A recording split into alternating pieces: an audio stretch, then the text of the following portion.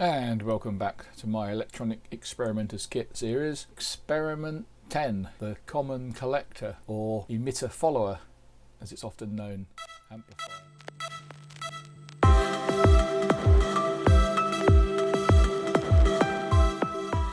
Right, here we are looking at the common collector or emitter follower. It's often referred to as the common collector, as the collector is common to both the input and the output. Now, it has quite a few advantages, and I suppose there are some disadvantages. The disadvantage is it has a gain of approaching 1, so it's not quite a unity gain amplifier. Its main advantages are in the way that it transposes impedance and the fact that the input and the output are both in phase. There's no phase inversion. So important features of the emitter follower or common collector is it has a high input impedance, it has a low output impedance, and so that's an ideal circuit for impedance matching. So what are we going to do now? Let's think of some values.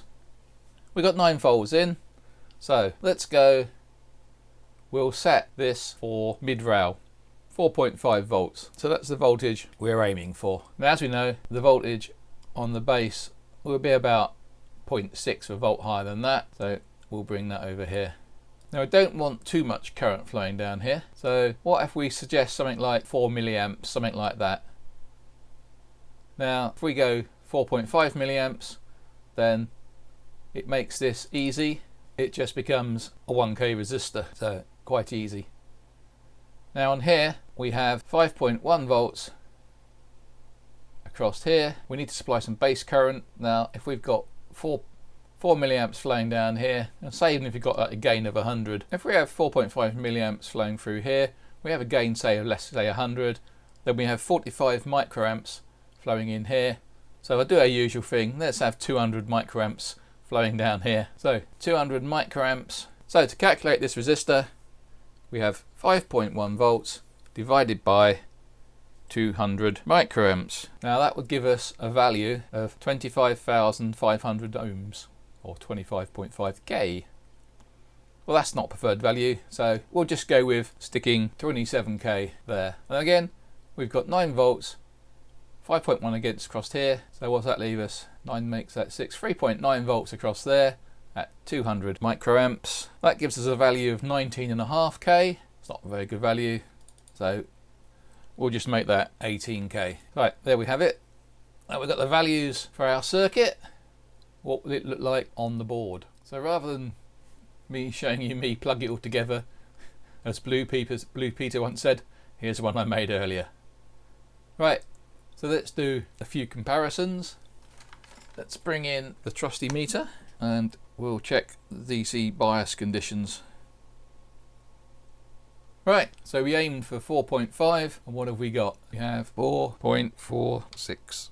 So again, calculated, measured, and therefore we'll look at the base. 5.12, and we are aiming for 5.1. There's our measured voltage. So we aimed for 4.5 milliamps flowing down here. We have 4.46. So not bad. So let's have a quick look at what the AC signals look like. Right, here we are looking at the AC signals. Right, if we look up here, you'll see that both channels are set to 1 volt and the signals are in phase of each other. And we know that the gain is going to be less than unity, so less than 1. So if we just stick the meter on and have a look at it, you'll see that we have about 1 volt going in and we have 0.93 going out. So effectively the gain is 0.9 ish. But you'll see when we go back to the circuit and we have a look at what the impedance is, that looking in it that way, and the impedance looking in that way, and you'll see what the advantages are of the emitter follower. Right, so now we're back to the circuit again, and we'll just have a look at the input impedance here. We'll just bring in some numbers.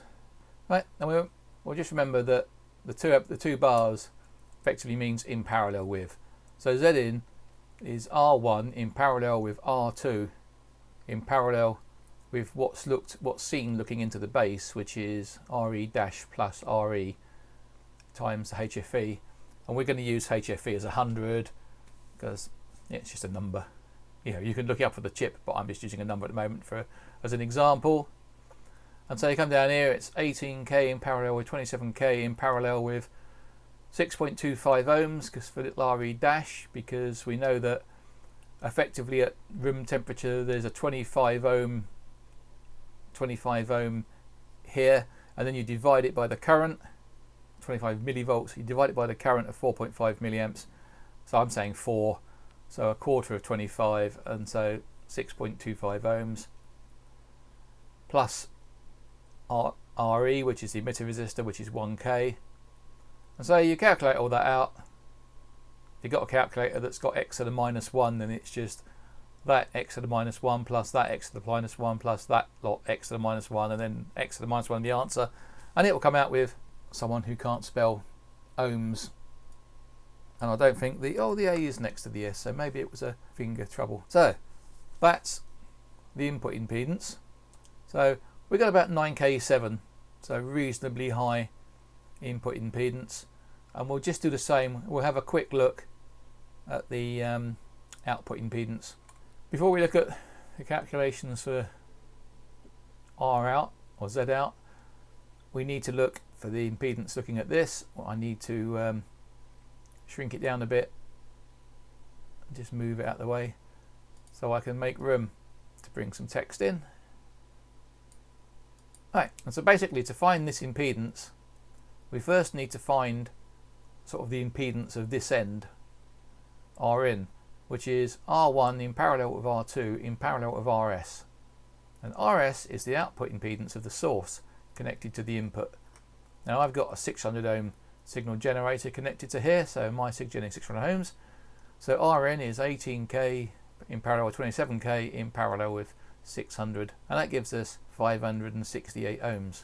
Then we put that into this formula where Z out equals the emitter resistance in parallel with the intrinsic emitter resistance plus Rn divided by the HFE. So in this case it's 1000 in parallel with 6.25 plus 586 divided by 100. And as you can see, it works out to be 10.8 ohms. So you can see there we've got 9k on the input and 10 ohms on the output. So we're transforming a high impedance to a low impedance output. One of the reasons that R1 and R2 and that are in parallel, because if you think about the 9 volts and the ground, it's got a power supply, and you can effectively think for AC that power supply is a big capacitor. So when the signal's coming in here and it wants to go like to ground, it can go down to that ground, or it can go up there to the supply, through the supply back to the ground. So effectively it puts those two in parallel for AC, which is why you see them a lot as being R1 in parallel with R2. So I hope that explains that. I hope you found this one interesting, and if you did, please click on the subscribe, click on like, click on the notification bell, and I'll catch you on the next experiment. Bye for now.